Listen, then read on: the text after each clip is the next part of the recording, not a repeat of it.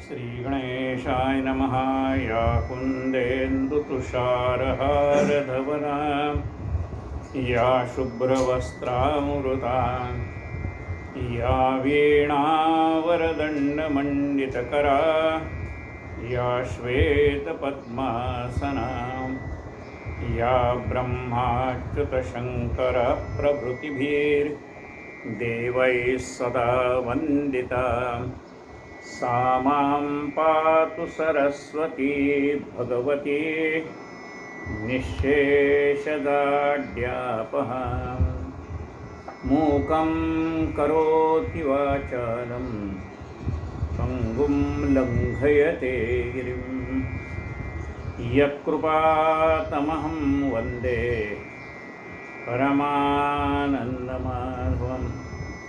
नारायणं नमस्कृत्यं नरं चैव नरोत्तमं देवी सरस्वती व्यासं ततो जयमुदीरये। वसुदेवसुतं देवं कंसचाणूरमर्दनं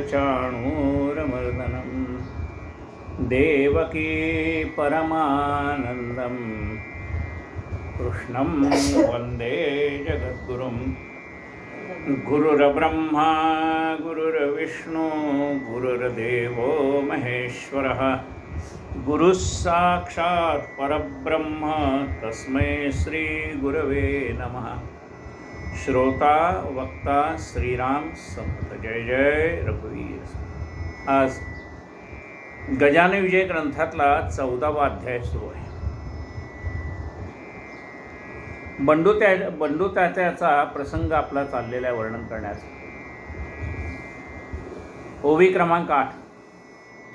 हा बंडू तात्या ब्राह्मण सदाचार संपन्न उदार होते, ज्याचे मन गृहस्थाश्रम चालवी। श्रोते या प्रपंचात संकटे ती आतोनात, परी नाही पहा सुटत लोभ त्याचा मानवा। या बंडूतात्या घरी पाहुणे ती वरच्यावरी, तो अवघ्यांची करी अवघ्यांची साच करी सरबराई जागे।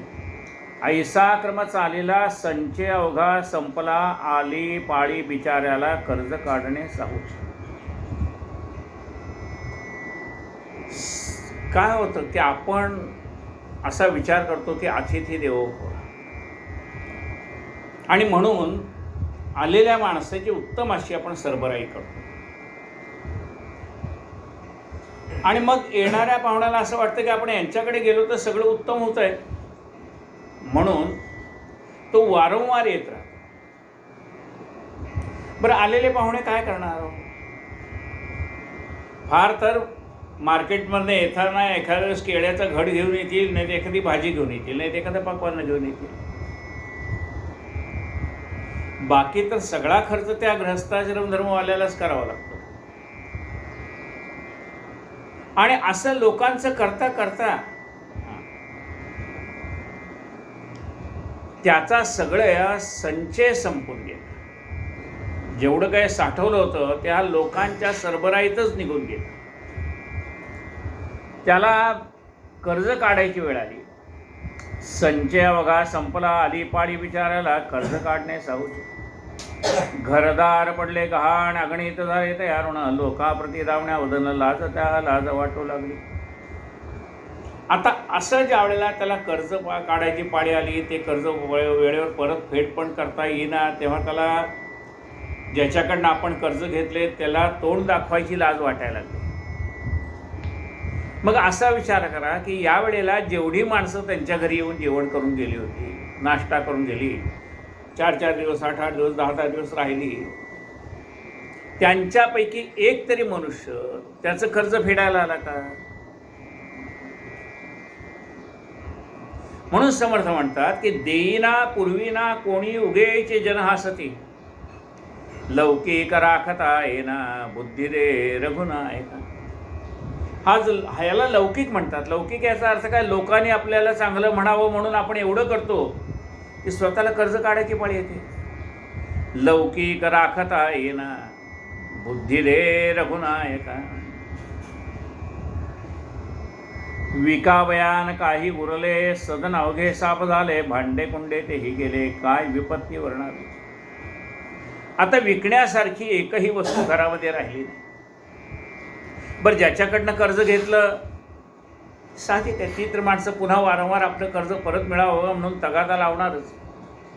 तगाद एकरती सावकार शिपाई धाडूंवर चावर भागवण्याशी 2 प्रहर अडचण पडू लागली. कांता बोले टाकून मुले करती अपमान, पत गेली उडून उसने कोणी देते हो. आता बायको बोलायला लागली की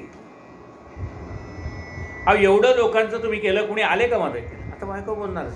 बायको बोलायला लागली, मुलं बोलायला लागली, बाबा तुम्हाला एवढं कोणी करायला सांगितलं होतं? काय त्याची घरामध्ये जी पत होती, म्हणजे त्याला घरामध्ये जो मान होता, ती संपत्ती निघून गेली, त्याच्यावर याचा मान पण निघून गेला.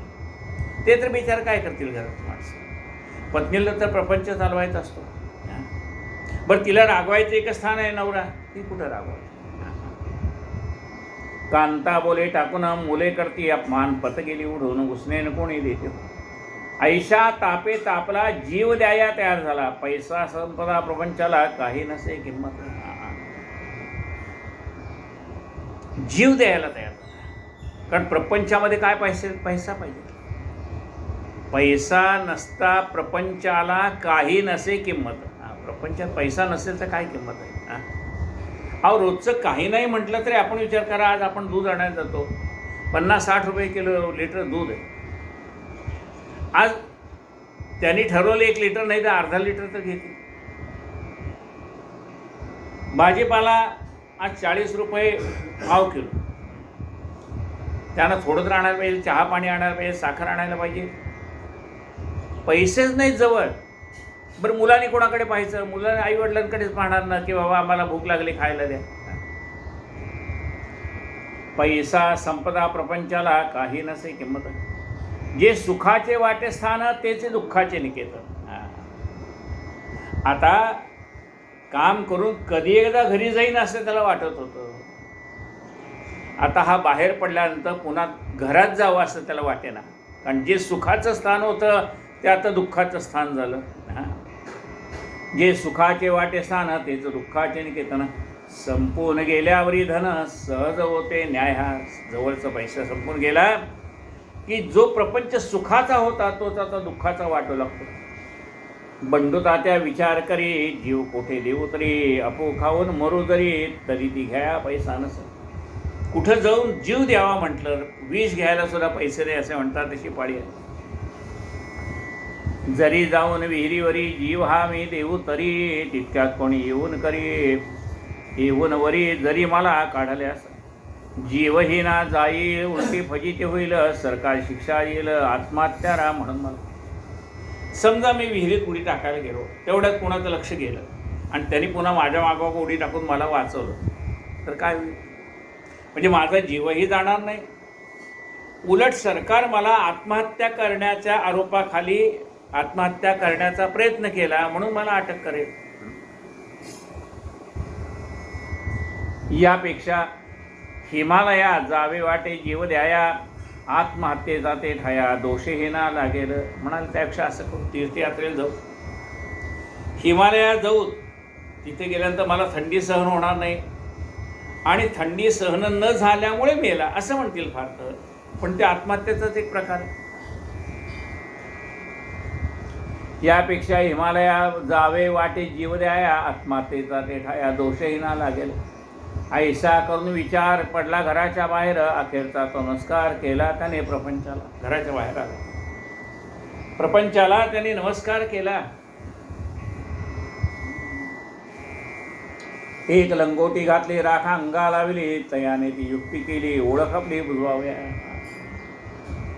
आणि गोसाव्याचा रूप घेतला, अंगाला भस्म लावलं, एक लंगोटी घातली.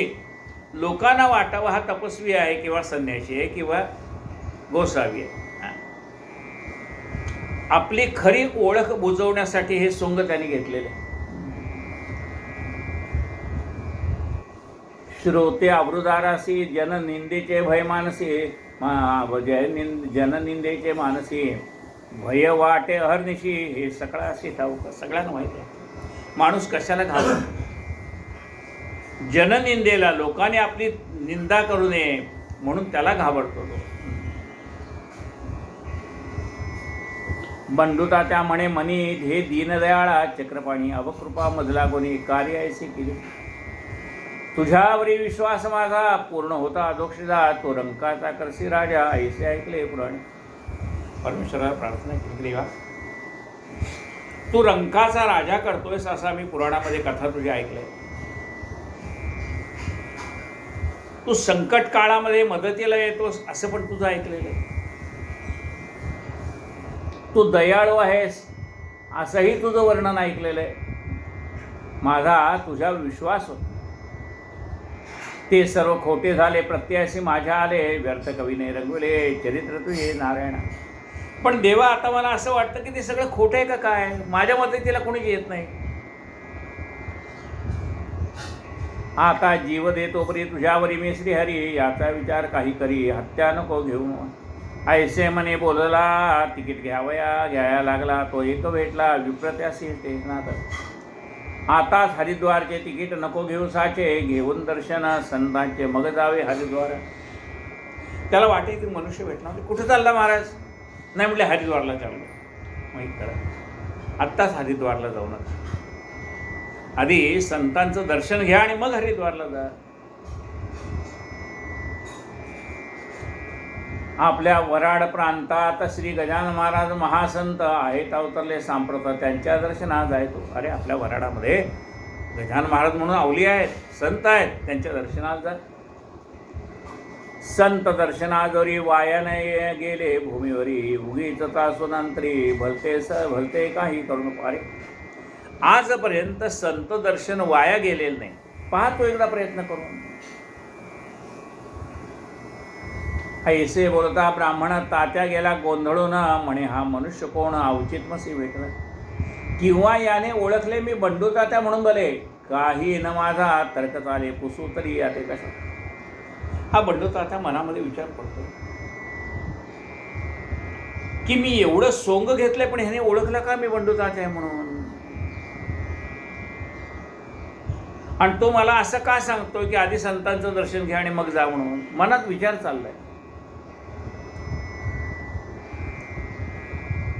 काही असो शेगावासी जाऊन अंधो समर्थासी ऐसे गुरु मानसी शेगावासी पात्रा. दर्शना गेला ब्राह्मण तो महाराज बोलले असून कारे देशी जाऊन प्राण हिमालय बंडुतात्या. बंडुतात्या दर्शनाला आल्याबरोबर गजानन महाराजांनी त्याला पाहिला बरोबर सांगितलं का रे बंडुतात्या अरे हिमालयात प्राण द्यायला चालला होता ना तू. अरे आत्महत्या करू नये हताश कदापि होऊ नये प्रयत्न करण्यात चुकू नये साध्य वस्तू साधण्यास. अरे आत्महत्या करू नये. माणसाने अविरत प्रयत्न करत राहावे. प्रयत्नांती यश नक्की आहे. काही असो शेगावाशी जाऊ. अरे आत्महत्या करू नये हताश कदापि होऊ नये प्रयत्न करण्यात चुकू नये साध्य वस्तू साधण्यास. आता जरी दिलास प्राण प्रपंचाशी त्रासून तरी येशील घेऊन जन्म पुन्हा ते भोगावे. आता जरी तू प्रपंचाला त्रासून आत्महत्या केलीस तरी पुन्हा तुला ते भोग संपल्यानंतर जन्म घ्यावाच लागेल. नको जाऊ हिमालया गंगे माझी प्राण द्याया परत आपल्या घरी जाया वेळवेळ्या करू नको. अरे आत्महत्या करू नकोस. जा तुझी बायको तुझी मुलं त्यांना तुझाच आसरा आहे. ते तुझ्याकडे डोळे लावून वाट पाहत बसले तुझी. जा त्यांच्यासाठी. तिकीट घेता जो भेटला स्टेशनावरील ब्राह्मण तुला ओळखले का सांग त्याला तो कोण होता हे काही. जा आता घरी परत राहू नको लवही येतच बापा तुझ्या मळ्यात आहे एक मसोबत. अरे तुला स्टेशनावर भेटलेला ब्राह्मण होता ओळखला का कोण होता. म्हणजे परमात्मा त्या स्वरूपात त्याला भेटायला गेला होता. जाता घरी जा. तुझ्या मळ्यात एक म्हसोबा आहे. त्या म्हसोबाच्या पूर्वेशी बाबुडीच्या झाडापाशी खोदोनी पहा मेदनेशी 2 प्रहर राखलेला. त्या म्हसोबाच्या पूर्व दिशेला बाभळीच्या ठिकाणी झाडाखाली खड्डाखंड त्या ठिकाणी धन आहे.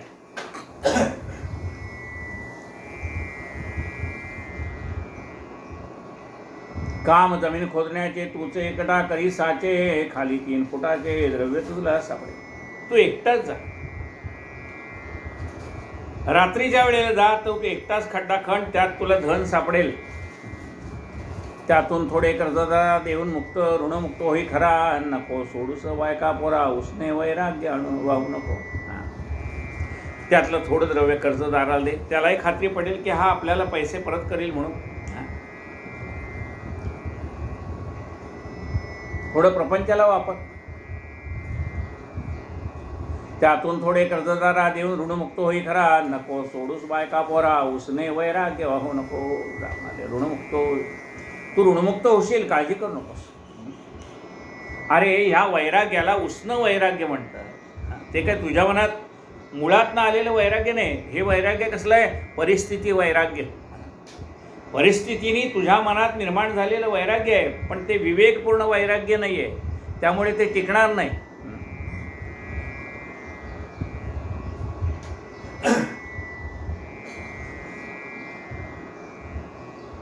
ऐसे बोलता गजानना आनंदला तो ब्राह्मण आला खेरड्यास परतून राखपासून अंगाची.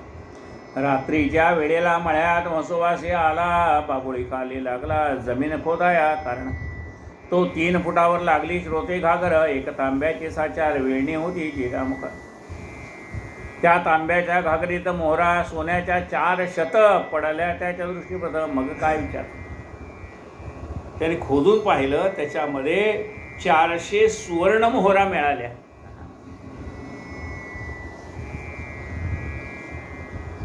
मग काय, आयुष्यभराची ददात मिटून गेली. ते करी घागर घेऊन या लागला तेथेच नाचावया, जय जय गजानन गुरुराया ऐसे मुखे बोलून. त्याच द्रव्य करून फेडले त्याने अवघे ऋण, मळा होता पडला घाण तोची जाणीला सोडून. त्याच द्रव्याने त्यांनी कर्जदाराचं कर्ज फेडून टाकलं. आपला मळा गहाण पडला होता, घर गहाण पडलं होतं, ते सगळं सोडून आणलं.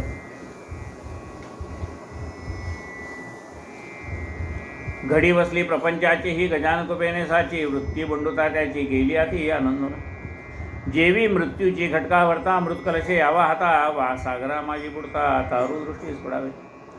बंडुता त्यास तैसे झाले दुःखाचे ते दिवस सरले, मग त्याने पुढे केले येणे पहा शेगावा. दान धर्म तेथे केला मोठ्या प्रमाणा माझी भला, गजाननाच्या पदी झाला दीन अनन्य भावाने. सगळं कर्जविरुद्ध फिटलं, शेगावला आला. त्याने त्या ठिकाणी मनसोक्त अन्नदान केलं. महाराजांच्या पाया पडायला आला. तई महाराज बोलले त्याशी आम्हास कार्य वंदिसी, ज्याने दिला आहे तुझी घट द्रव्य घटतो वंदित या. अरे ज्याने तुला तो द्रव्याचा घट दिलाय त्याला वंदन कर, म्हणजे त्या परमात्म्याचं चिंतन कर. आता तरी येथून खर्च करावा सांभाळून, उगे न करी उधळेपणा त्यात नसे सारं काही. अरे आता ते लक्षात घे, आता उधळेपणा करू नकोस. आला कोणी पाहुणा रावळाना, मग आपण जी रोज भाजी भाकरी खातो ती त्याला प्रेमाने द्यावी. बरं येणाऱ्या पाहुण्यांची सुद्धा काहीही अपेक्षा नसते. तुम्ही जे कराल, पिठलं भात करा, वरण भात करा, त्याला काय आपल्यालाच मोठी हौस असते ना. मग मी आता काय करतो, आज मेदूवडी करते, उद्या काय अमुक करते, परवा अमुक करते. कोणी सांगितलं देवानं? पाहुण्याची पण काही अपेक्षा नसते. तो प्रेमाने आपल्याकडे आलेला असतो. आपला स्वभाव त्याला आवडतो म्हणून मनुष्य राहतो. तुम्ही तुसडे असलं तर कोण राहायला लागले तुमच्या घरी? पण एक कर, आता ह्याच्या पुढे उधळेपणा करू नकोस. आदर सत्कार कर, पण उधळेपणा करू नकोस.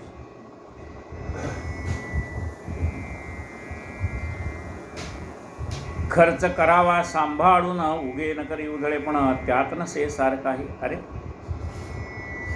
काही द्रव्य हे कायम वृद्धाप्य काळापर्यंत आपल्याजवळ राहील अशी योजना करावी लागते माणसाला. जन सुखाचे सोबती निर्वाणीचा श्रीपती, त्याची सदैव करी भक्ती तोन उपेक्षी करत. अरे जन सुखाचे सोबती, लोक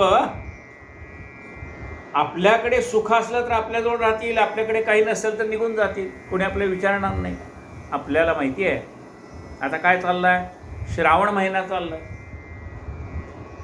आपल्या ह्या ज्या कहाण्या आहेत ना श्रावण महिन्यातल्या, त्या काही भाकड कथा नाही आहे, ते समाजातलं वास्तव त्यांनी तिथे मांडलेलं आहे. त्या काळची परिस्थिती आपल्याला कहाणी ऐकली की कळते कशी होती परिस्थिती त्यावेळेला. पहिलीच कहाणी आपल्याला काय सांगते, हकारे पिटारे करारे डांगोरा, नगरात कोणी उपाशी आहे का याचा शोध करा. अरे माझी कथा ऐकायच्या आधी, कहाणी ऐकायच्या आधी एक काय करा म्हणाले, थांबा, डांगोरा पिटा नगरामध्ये कोणी उपाशी आहे का पहा, त्याला आधी खायला घाला ना मग कथा ऐकायला या. म्हणजे मी कथा कधी ऐकीन, माझ्या आजूबाजूला कोणी उपाशी नाही राहत एवढं पाहून मग मी कथा ऐकायला. हकारे पिटारे करारे डांगोरा, अरे नगरात राहू द्या, त्या शेजारी कोणी उपाशी ऐकायची चौकशी करा. नगरात कोणी उपाशी आहे का याचा शोध करा. असे कहाण्या काही साध्या कहाण्या नाहीत, ते आपण नीट ऐकल्या तर आपल्याला त्या कहाण्याचा अर्थ करतो, मतीचा अर्थ करतो कहाण्यांचा. शुक्रवारची कहाणी आपल्याला काय सांगते, भाऊ बहिणीला बोलवतो जेवायला. बहीण आता कोट्याधीश झालेली असते, बहिणीला जेवायला बोलवतो. बहीण भावाच्याकडे जेवायला येते आणि स्वतः ती ताट मांडलेलं आहे, पान मांडलेलं आहे, त्याच्यासमोर पाट आहे. त्या आपल्या पाटावर न बसता ती काय करते, पाटावर आपल्या अंगातले दागिने काढून ठेवते. भाऊ विचारतो, ताई काय करतेस तू. तेव्हा ती सांगते की बाबा आजचं आमंत्रण ताईला नाही आहे, ह्या दागिन्याला आमंत्रण. मी ऐश्वर्य संपन्न झाले म्हणून तू मला बोलवलंस, पण मी दरिद्री होते तेव्हा भावा एकदा तरी माझी आठवण काढलीस का रे, एकदा तरी काही विचारलं का बहिणीला कसं चाललंय तुझं म्हणून. या सगळ्या कहाण्या आपल्याला शिकवतात की आपली बहीण, आपला भाऊ कोणी गरिबीत असेल तर ते चौकशी करा, शक्य असेल तर त्याला मदत करा, आणि मदत नाही करता आली तरी हरकत नाही, पण निदान त्याची विचारपूस करा, चौकशी करा, कसं चाललंय रे बाबा तुझं, तुला काही मदतीची अपेक्षा आहे का सांग. मनुष्य हा स्वाभिमानी असतो, गरिबी असली तरी स्वाभिमान सुटत नाही. तो म्हणतो काय, नको रे बाबा माझ्याकडे सध्या आहे, मला काही नको.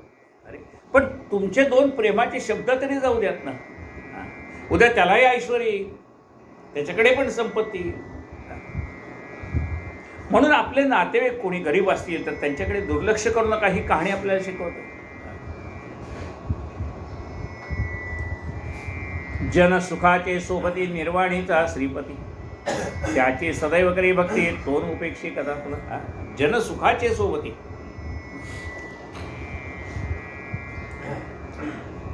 आपल्याकडून कुणाला काही मिळण्यासारखं आहे तोपर्यंत लोक आपल्याजवळ राहतात. आपण पुष्कळ वेळा पाहतो ना, एखादा मोठा सरकारी अधिकारी असतो, त्याच्या मागे पुढे सारखी माणसांचं गर्दीच्या गर्दी असते, आणि एकदा तो रिटायर झाला, त्याची सत्ता गेली की त्याला कोणी विचारत नाही.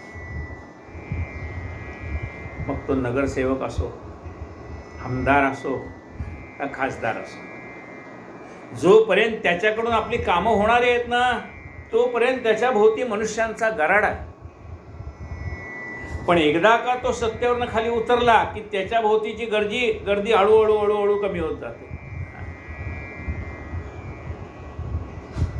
जो असतो ना कामावर त्यावेळेला कसं आहे, कोण आहे रे तिकडे, लगेच 10 माणसं पुढे येतात, साहेब काय साहेब. आता त्याने विचारलं कोण आहे रे तिकडे, म्हणजे कोणी नाही तिकडे. आता कोण आहे. जनसुखाचे सोबती निर्वाणीचा श्रीपती. निर्वाणीचा कोण आहे, परमात्मा आहे, निर्वाणीचा श्रीपती. अरे तो आपल्याला कधीच सोडत नाही. आपण श्रीमंतीत असलो तरीही सोडत नाही, आणि गरिबीत असलो तरी सोडत नाही, संकटात असलो तरी सोडत नाही. लक्षात घ्या, आता कोविडच्या निमित्ताने आपण बघतो काय पाहतो की ज्याला तो कोरोना झाला आहे पॉझिटिव्ह, त्याच्या बाजूला ना त्याची बायको, ना त्याची मुलं, ना त्याचं कोणी नातेवाईक, एकटा असतो. आणि स्मशानाला जाताना सुद्धा त्याच्या घरचं कोणी नाही, ती त्यांचीच माणसं येणार, याला घेऊन जाणार. अरे आत्तापर्यंत त्याच्या भोवती गराडा घालणारी माणसं कोणी नको बाबा, आपल्याला झालं तर काय करायचं. जनसुखाचे सोबती, तिथं तो एकटा असतो. पॉझिटिव्ह पेशंट एकटाच. जनसुखाचे सोबती, निर्वाणीचा श्रीपती. त्याची सदैव करी भक्ती, तो न उपेक्षी कदा. त्याची सदैव भक्ती कर, तो तुझी कधीच उपेक्षा करणार नाही. ऐसा उपदेश ऐकला समर्थासी वंदून भला. बंडूता त्या गावात गेला आपल्या हाती आनंदे. एकेकाळी सोमवती पर्व आले निशितीची काम असायची. सोमवारी ती सोमवती हो. बंडू जात्यानंतर आपल्या घरी एकदा पर्व काळ आला. कुठला पर्व काळ आहे? सोमवती अमावस्या. अमावस्या ही दरवेळेलाच येते, दर महिन्यात एक अमावस्या असणारच आहे. पण प्रत्येक अमावस्येला एक वेगळं महत्त्व आहे. एक अमावस्या आहे त्याला पोळ्याचं महत्त्व आहे. एक अमावस्या आहे त्याला महालक्ष्मी पूजनाचं महत्त्व आहे. एक अमावस्या आहे तर पिठोरी अमावस्या, तिला महत्त्व आहे. असं प्रत्येक अमावस्येचं काही ना काही महत्त्व आहे. सोमवारी अमावस्या आली की सोमवती अमावस्या आहे, सोमवती अवस. एकेकाळी सोमवती पर्व आले निशिती जी का अमावस्या येते. सोमवारी ती सोमवती हो. आता संकष्टी चतुर्थी दर महिन्यात एक असणारच ना. शुद्धामध्ये विनायकी चतुर्थी आणि वैद्यात संकष्टी चतुर्थी, वद्यपक्षात संकष्टी चतुर्थी दर महिन्याला असणार. पण अंगारकी कधी येणार? हीच संकष्टी ज्यावेळेला मंगळवारी येते त्यावेळेला अंगारकीचा योग येतो. म्हणजे त्याला पर्वकाळ म्हणले, योग म्हटलेले.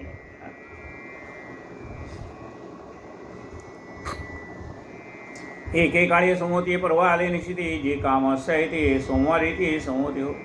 या सोमवतीचे महिमान पुराणात केले कथन. त्या दिवशी नर्मदा स्नान अवश्य म्हणते करावे. या सोमवतीला नर्मदेच्या स्नानाचं महत्त्व आहे. म्हणून शेगावची मंडळी नर्मदे जाया तयार झाली. तयारी त्यांनी अवघी केली पळशा वगैरे भरून. शेगावची मंडळी नर्मदा नदीचं दर्शन करण्यासाठी, स्नान करण्यासाठी निघाली. मार्तंड पाटील, बंकटलाल, मारुती चंद्रभान, मारुती चंद्रभान, बजरंगलाल यांनी केला एक मेळ ओंकारेश्वरी जाण्याचा. शेगावपासून तिकडे ओंकारेश्वर जवळ आहे. ते म्हणाले आपण नर्मदेला जाऊ तो ओंकारेश्वरला. बंकटलाल म्हणे अवघ्याशी आपण जातो नर्मदेशी. घेऊ सांगा ते महाराजांशी स्नान करा या नर्मदेचे. आता जवळ आहे म्हणजे 1-2 तासावर नाही बरं का, ते आहे तसं थोडं लांब आहे. पण आपल्यापासून आधी आपण इथून शेगाव जाणार, मग शेगावरनं पुढे नर्मदेला जाणार, ओंकारेश्वरला जाणार. म्हणजे त्या मानाने त्यांना ते जवळ, आपल्या मानाने. चौघे मठा माझे आले समर्था विनवू लागले. ओंकारेश्वरी गुरु मावले चला आमच्या समेत. तुम्ही असल्याबरोबर काळाचाही नाही तर घाला म्हास पायावर त्या ओंकारेश्वराच्या. सगळे शिष्य आणि महाराजांना विनंती करत, महाराज तुम्ही पण आमच्याबरोबर चला. आमच्याबरोबर काय चला तर तुम्ही आम्हाला ओंकारेश्वराच्या पायावर घाला. संतांना तो अधिकार आहे. संतांनी भगवंताजवळ घेऊन जायचं आहे. चला तुम्ही चला आमच्याबरोबर. तुम्ही असल्याबरोबर काळाचाही नाही दर घाला मासा पायावर त्या ओंकारेश्वराच्या. तुम्ही बरोबर असला की मग आम्हाला कसली काळजी नसते. हा अधिकार मातेविना नाही पहा इतरांना. आमची विनंती ही चरणा न्यावे आम्हा नर्मदेशी. हा अधिकार आईच आहे. तुम्ही आमची माऊली आहेत, तुम्ही आमच्यावर चला. महाराज म्हणाले तयासी आहे नर्मदा माझ्यापाशी. उगीच त्रास द्याव्या तिशी जाऊ कशाला तिला. मग अरे म्हणले नर्मदा माझ्याजवळच आहे, कशाला जाऊ तिकडे. मी या मठात बैसून करीन नर्मदेचे स्नान. तुम्ही या सारे जाऊन ओंकारेश्वराला. मी इथंच बसतो, इथेच माझं स्नान होईल. स्मरण तीच भेट होय. आणि सगळी तीर्थ संतांच्या पायाजवळच असतात.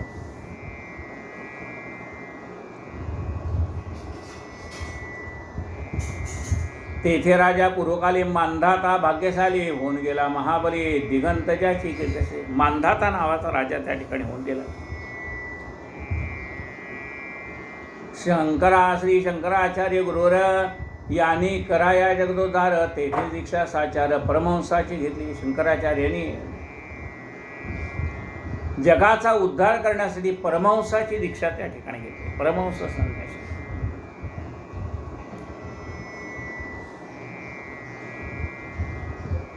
ब्रह्मदेवाला भगवान महाविष्णूने हंस रूपामध्ये दर्शन दिलं होतं. म्हणून ज्याला परमपदाची प्राप्ती झाली म्हणजे हंस गती प्राप्त झाली, परमहंस संन्यासी.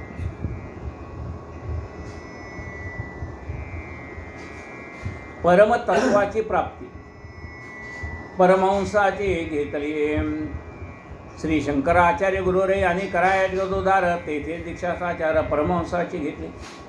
जा जा तुम्ही तया स्थला भेटा माझ्या नर्मदेला, मात्र नेऊ नका मला उगाच आग्रह करू नका. तुम्ही जा नर्मदेला भेटा, मला आग्रह करू नका. आता परवाचे प्रयोजन नाही राहिले मज लागून. ऐसा ऐकता चौघेजण घट्ट धरती पायाला. काही असो ते थोरी, चला आपण आमच्या बरोबरी लगेच येऊ माघारी स्नान करून नर्मदेचे. महाराज म्हणाले, ठीक ठीक, तुम्ही दिसतात दांभिका. नर्मदेचे आहे उदक या आपल्या विहिरीमध्ये, तिला टाकून आपण तेथे कराया गेलो स्नान, तरी राग येईल दारुण त्या माझ्या त्या नर्मदेला. म्हणून सांगतो तुम्ही जावे, मला न आग्रह करावे, माझे वचन मानावे, यात तुमचे कल्याण जाणार. मी इथं स्नान करीन, मला इथंच नर्मदेचं स्नान घडेल. मग मारुती चंद्रभान करू लागला भाषण, आम्ही घेतल्या वाचून आपणान जाऊ की. समर्थ म्हणाले, मी तेथं आल्या होईल विपरीता, मग तुम्ही दोष मात्र देऊ नये आम्हाला. म्हणाले, मी तुम्ही ऐकत नाही. चंद्रभान म्हणाला, तुम्ही चला माझ्यावर. महाराज म्हणतात, पहा भाऊ मी ऐकत नाही. मग काही संकट आलं तर मला विचारू नका. ऐसे मठात बोलणे झाले. अवघे ओंकारेश्वर आले, परवासाठी मिळाले लोक तेथे अपार. नर्मदेचे अवघे घाट स्त्रीपुरुषांनी भरले दाट, मुंगेला आहे नसे वाट जाया हराच्या मंदिरी. कोणी स्नानास उतरले, कोणी संकल्प ऐकू लागले, कोणी घेऊन बेलफुले जाऊ लागले मंदिरात. कोणी बर्फी पेढे खवा बसून खाऊ लागले मेवा, थव्या मागे लागला थवा तेथे भजन करायचं. पर्व संपेपर्यंत अभिषेकाची मंदिरात गर्दी झाली अत्यंत. शब्द कोणाचा कोणाकडे. रम्य सदा ओंकारी समर्थांची बेसली स्वारी, पद्मासन घालून काठावरी त्या महानदी नर्मदेच्या. महाराज पद्मासन घालून त्या नर्मदेच्या किनाऱ्यावर बसले. मंदिरामध्ये दर्शनाची अलोट गर्दी जमलेली आहे. चौघे दर्शन घेऊन आले. समर्था विनवू लागले, आता पाहिजे सोडले जाणे सडकेने. आपण चौघं दर्शन घेऊन आले आणि म्हणाले, महाराज आता आपल्याला सडकेने जायला नको, कारण आता काय परत जाणाऱ्यांची गर्दी झाली. काकी भीड झाली फार, गाड्या मोडतीवरचोर, बैलगाडीचे बुधार आहेत आपल्या तातून. म्हणाल तिथे गर्दी झाली, बैलगाड्यांची गर्दी आहे, त्यातनं आपले गाडीचे बैल बुधार आहे. समोर काय आले ते जर उधळले तर काय करा. खेडीघाट स्टेशनाला जाण्या येण्याचा करार केला गाडीवाल्यानं, तो भला न सांगता कोण बैलाचे. खेडीघाट स्टेशनाला पोहोचवण्याचा जाण्या येण्याचा करार गाडीवाल्याने आपल्याशी केला. पण तो करार करताना हे माझ्या बैलगाडीचे बैल समोरनं एखादं वाहन आलं तर त्याला घाबरतात, हे मात्र त्याने आपल्याला सांगितलं नाही. ते बसता आले कडून आपण होता म्हणून पोचलो. येथे येऊन बैलद्वाड गाडीचे तुम्ही होता म्हणून ठीक, नाही तर कधी गाडी उलटली असती त्याचा भरोसा नाही. परत बसून गाडीत जाण्यानं निर्भय वाटत म्हणून या नावेत बसून जाऊ स्टेशनला. मग आपण असं करू, नावेमध्ये बसून त्या खेडीघाट स्टेशनला जाऊ. गर्दी झाली रस्त्याने, नदीतून जाऊ शांतपणे. ऐसेच केले कित्येकाने, त्या पहा नावा चालल्यात. मास वाटेल ते तेच करा, आम्हा न काही विचारा. मी वचनात गुंतलो खरा, तुम्ही बसाल ते ठेव. महाराज म्हणाले, आता तुमचं तुम्ही ठरवा. मी तुमच्या शब्दात अडकलोय, तुम्ही म्हणालात म्हणून आलो. ठरवा तुमचं तुम्ही काय करा. ऐसे समर्थ बोलले. त्यांच्या सवे नावेत बसले, नदीतून जाऊ लागले खेडीघाट स्टेशनाला. तो नदीत मध्यंतरी नाव आदळली. खडकावरी फळी फुटून गेली सारी, तिच्या बुडाची खो. वाटेमध्ये एक खडक लागला आणि त्या नावेच्या खालची फळी निघून गेली. फुटून गेली. छिद्र पडले आरपार, म्हणजे फुटल्यामुळे आतून त्याला छिद्र पडलं आणि त्या विहिरीत, त्या नावेमध्ये पाणी साठायला लागलं. छिद्र पडले आरपार येऊ लागले आत नीर, नावाड्याने सत्र नदी डोळ्यात टाकल्या. परी महाराज निर्धास्त होते, गिन गिन गणात बोते, ऐसे भजन मुखाते चालले होते अखंड. मार्तंड बजरंग मारुती घाबरून गेल्या ती, उडू लागली धडधडाच्या ती, बंकटलालाची विरो.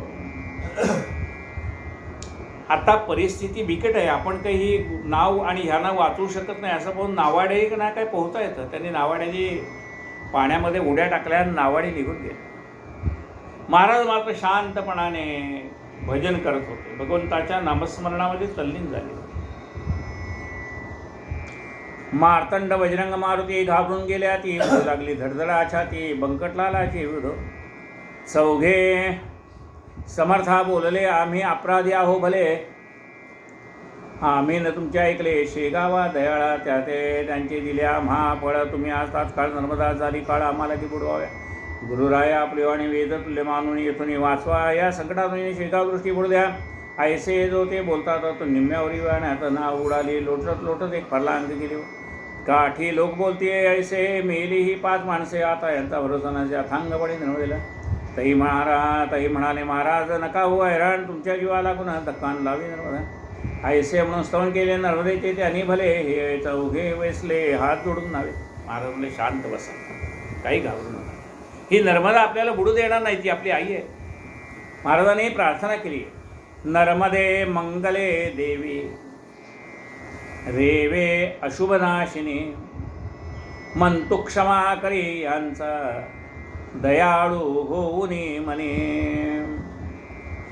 हे रेवे म्हणजे नर्मदा नदी. हे नर्मदा नदी, हे नर्मदे मंगले, हे नर्मदे तू मंगल अशी माता आहेस. तेव्हा ह्या नदीच्या किनाऱ्यामध्ये ही संकटे यांच्यावरती आलेली आहेत. तर यांच्या हातून काही अपराध असे असतील तर यांच्या अपराधांची क्षमा कर, अशी देवीला प्रार्थना केली नर्मदेला. ऐसे स्तवन चालले, तो आतील पाणी निघून गेले, नर्मदेने लावले आपल्या करास त्या छिद्रात. त्या नावेमध्ये जे पाणी होतं ते निघून गेले. खालून नर्मदेने त्या नावेला हात लावला. नाव श्रोते पहिल्या बरी आली जलाच्या वरी, त्या नावेच्या बरोबरी होती प्रत्यक्ष नर्मदा. कोळीनीचा धरला वेश मस्तकावरी, केश भिजवले जेच्या वस्त्रास कमरेपर्यंत जलाने. नौका काठास लागली अवघ्याने ती पाहिली, आश्चर्यचकित मुद्रा केली पाहून तळाच्या छिद्राला. कोळीनीचा वेश घेतला होता नर्मदेने, खालून हात लावला नाव कडेला.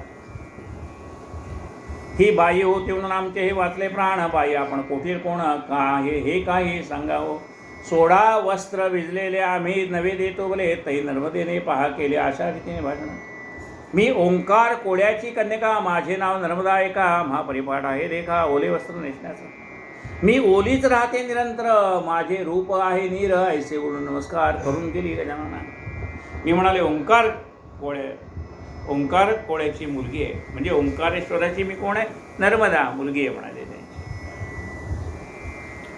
आता तो काय कथाभा सांगितला नर्मदेने तो आपण आता उद्या ऐकूया. कायेन वाचा मनसेंद्रियर्वा, बुद्ध्यात्मना वा प्रकृती स्वभावात्, करोमि यद्यन् सकलं परस्मै, नारायणायति समर्पयामि. अच्युतं केशवं रामनारायणं, कृष्णदामोदरं वासुदेवं, हरि श्रीधरं माधवं गोपिकावल्लभं, जानकीनायकं रामचन्द्रं भजे. हरे राम राम राम हरे हरे, हरे कृष्ण कृष्ण कृष्ण हरे हरे. आरती पंढरीश प्रभूची, कमलजापती विठ्ठलाची, ठेविले चरण विटेवरती, सावळी घनश्याम मूर्ती. गळ्यामध्ये पुष्पहार रुळती, फुले त्यावरी वैजयंती. लाजला पंचबाण जासी लाजला पंचबाण जासी असे ते वदन कमल समनयन हरपले भान पाहताची उभी ही माय अनाथांची आरती पंढरीश प्रभूची कमल जापती विठ्ठलाची कटीला पीतांबर कशिला कस्तुरी तिलक भव्य भाला मितीना बिरगुलाला दर्शना संत संग आला झल्लरी टाळ वाजताना जल्लरी टाळ वाजताना नाचती भक्त प्रेम अत्यंत गुंतले चित्त हरी पायी गुंतले चित्त हरी पायी गणूला पाव विठाबाई आरती पंढरीश प्रभूची कमल जापती विठ्ठलाची सद्गुरु गजानन महाराज की जय. काही वेळेला ती वेळ संपल्यानंतर आपोआप कॅमेरा बंद होतो. तर काही वेळेला आपलं कथा सांगता सांगता मला भान राहत नाही आणि त्यामुळे मग काही वेळेला आरती म्हणायची राहून जाते. नंतर मी म्हणतो पण ती रेकॉर्ड होत नाही. त्यामुळे तुम्हाला वाटणार गुरुजीने आज आरती म्हणली नाही, असं होत नाही. तर काही वेळेला कथा सांगण्याच्या नादामध्ये घड्याळाकडे लक्ष राहत नाही आणि त्यामुळे एखादं असं होण्याची शक्यता आहे. तेवढं आपण सांभाळून घ्या. सद्गुरु गजानन महाराज की जय.